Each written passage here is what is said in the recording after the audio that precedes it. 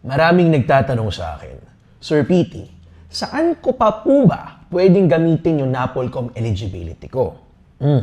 Simpleng sagot lang kapatid. NAPOLCOM PNP entrance exam. Emphasis ng malaki sa PNP.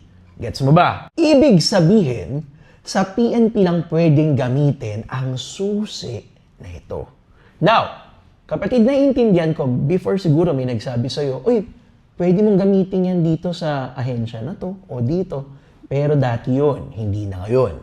For PNP na lang ang NAPOLCOM eligibility. Now, alam mo ba kapatid, na meron tayong master key na pwede mong gamitin sa iba't ibang ahensya ng gobyerno.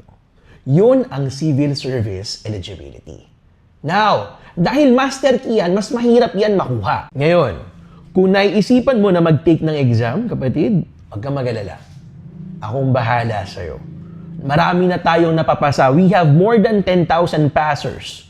Kapatid, multi-top notcher ang mentor mo. Gawin nating madali yan.